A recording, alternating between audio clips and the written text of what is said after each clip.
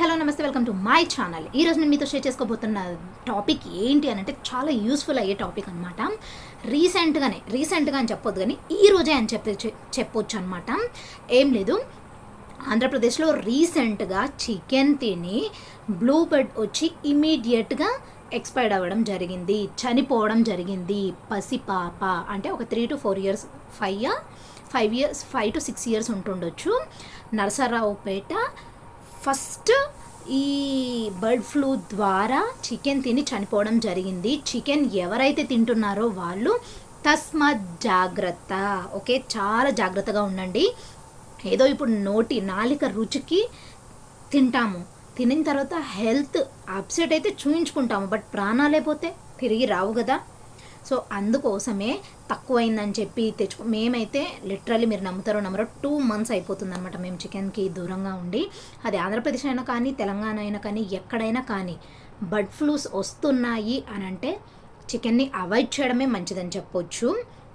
నేనైతే అది ఎంకరేజ్ చేయను. డెఫినెట్గా ఎవరైతే తెలియకుండా ఇంకా తింటున్నారో వాళ్ళు డెఫినెట్గా స్కిప్ చేసేయండి, తినకండి. మన హెల్త్ మన చేతిలోనే ఉంటుందన్నమాట.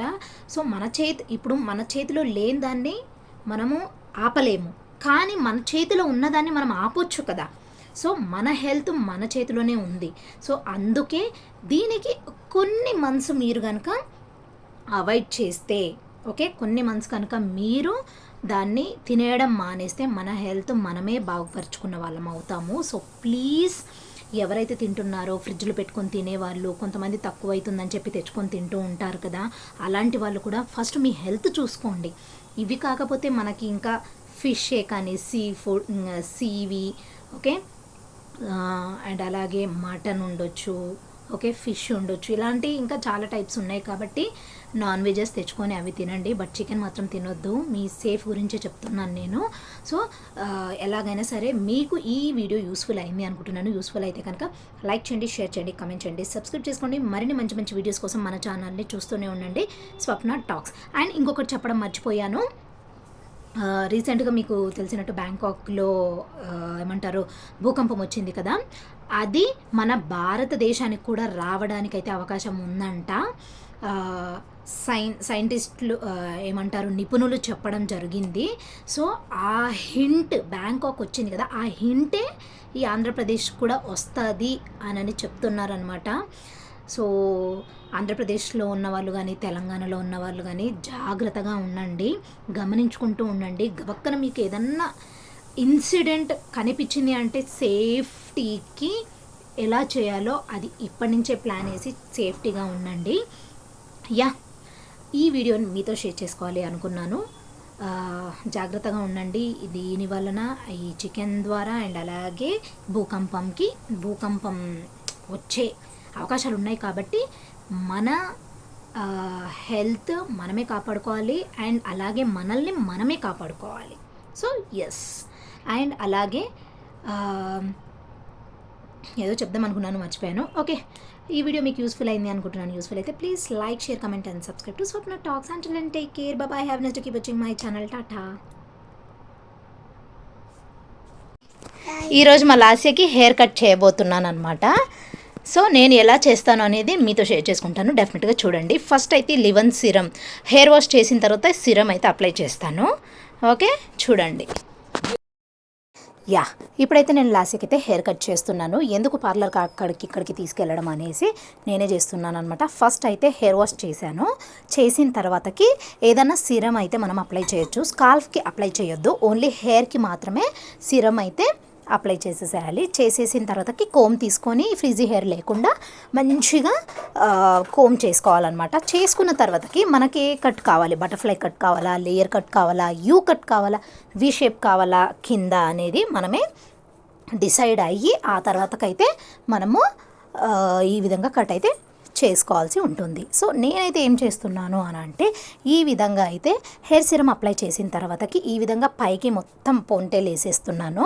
పోంటేలు వేసేసిన తర్వాత ఎక్స్ట్రాస్ ఏవైతే నేను ముఖ్యంగా ఎందుకు హెయిర్ కట్ చేయాలి అని అనుకున్నానంటే ఇప్పుడు ఎలాగో సమ్మరు అండ్ అలాగే చికిలిన హెయిర్ ఉండడం వలన హెయిర్ గ్రోత్ అనేది ఉండదు. అలాంటప్పుడు ఏం చేయాలంటే మనము ఈ విధంగా మంత్లీ ఒకసారైనా సరే మనము హెయిర్ కట్ చేస్తూ ఉండాలా. అండ్ అలాగే ఎక్కువ చేయకూడదు. నేనైతే ఇప్పుడు ప్రజెంట్ అయితే ఇంత అయితే చేస్తున్నాను, 1 ఇంచ్ అంతా.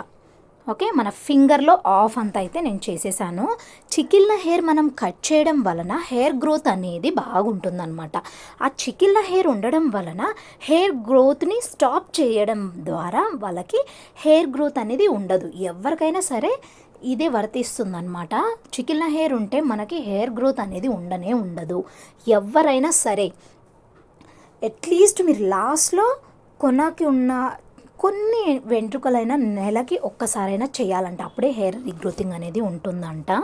గమనించండి. ఈ విధంగా నేను చేసేసిన తర్వాతకి ఫ్రంట్ కూడా హైబ్రోస్ నుంచి ఈక్వల్గా, ఓకే, మన హైబ్రో ఉంటుంది కదా రైట్ అండ్ లెఫ్ట్ సైడ్ నుంచి ఈ విధంగా పఫ్ అయితే మనం ఎలా తీసుకుంటామో ఆ విధంగా నేను ఇప్పుడు వీడియోలో చూపిస్తున్నట్టుగా ఈ విధంగా అయితే పఫ్ లాగా తీసేసుకొని అది కూడా మంచిగా రోల్ చేయాలి. రోల్ చేసి అది కూడా మనం ఎంతైతే అనుకుంటున్నామో అంత మనము కట్ చేసేసేయాలన్నమాట. కట్ చేసేసి అది సమానంగా చేసుకుంటే మనకి ఫ్రంట్ కట్ కూడా, అంటే మనం ఎప్పుడన్నా మంచి ఇట్లా ఫ్రంట్ కట్ ఇలా డిజైన్గా వేసుకోవాలి అనుకున్నప్పుడు మనము అది వేసుకోవడం వలన ఈ ఫ్రంట్ లుక్ అనేది చాలా బాగుంటుందన్నమాట, చేంజ్ అయిపోతుంది. సో ఈ విధంగా అయితే నేను కట్ చేశాను, ఈక్వల్గా చేసేసాను. యా, హోప్ మీ అందరికీ కూడా ఈ వీడియో నచ్చింది అనుకుంటున్నాను. ప్లీజ్ నచ్చితే కనుక ఏం చేయాలో తెలుసు కదా. ఇప్పటివరకు మన ఛానల్ని సబ్స్క్రైబ్ చేసుకోకపోతే ప్లీజ్ సబ్స్క్రైబ్ చేసుకొని బెల్ ఐకాన్ ఆల్ అని ట్యాప్ చేస్తే నేను పెట్టే ఫర్దర్ వీడియోస్ అన్నీ కూడా మీ వరకు వచ్చేస్తాయి. చూసారు కదా, హెయిర్ కట్ అయితే ఫినిష్ అయిపోయింది మా లాస్యాకి. ఈ విధంగా అయితే నేనైతే హెయిర్ కట్ చేసేసాను. హోప్ మీ అందరికి కూడా ఈ వీడియో నచ్చింది అనుకుంటున్నాను. నచ్చితే కనుక please like, share, comment and subscribe to Swapna from Bengaluru life style vlogs. మనకి ఇమీడియట్గా ఏమంటారు హెయిర్ డ్రైయర్ తీసుకొని డ్రై చేసేస్తే మనకి ఆ లుక్ అనేది ఇమీడియట్గా తెలుస్తుంది అనమాట. అది కూడా చూపిస్తాను. యా, చూడండి. ఈ విధంగా అయితే ఫ్రంట్ అయితే మీకు చూపించాను కదా. ఇప్పుడు హెయిర్ డ్రైయర్ తోటి మనం డ్రై చేస్తే ఏంటంటే మంచిగా హెయిర్ అంతా కూడా మంచిగా ఏమంటారు సిల్కీగా అయిపోయి చాలా బాగుంటుందన్నమాట. సో ఎస్, ఫినిష్ అయిపోయింది. యా, ఫైనల్లీ ఈ విధంగా అయితే డ్రై అయితే చేసేసాను.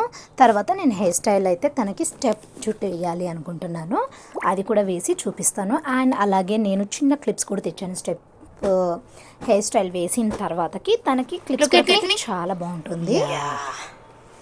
Super. Like turn this side mummy, turn this side. Very good. So new hair style అనమాట మా పాపకి. ఈరోజు నేనే చేయడం జరిగింది. ఎలా ఉందనేది కింద కమెంట్ సెక్షన్లో కామెంట్ చేయండి. Super, nice nice no mummy, cute. Back side అయితే ఇలా ఉంది, ఈ విధంగా ఉంది. ఎస్, ఎన్న గంటలకి. యా, ఇక్కడైతే హెయిర్ స్టైల్ వేసేసాను. ఇప్పుడైతే లాస్ట్ వాళ్ళ డాడీతో అయితే పార్క్కి వెళ్ళిపోతుంది. హోప్ మీకు ఈ వ్లాగ్ నచ్చింది అనుకుంటున్నాను. ప్లీజ్ నచ్చితే కనుక like, share, comment and subscribe to Swapna talks. Until then take care, bye bye, have nice day, keep watching my channel. Tata.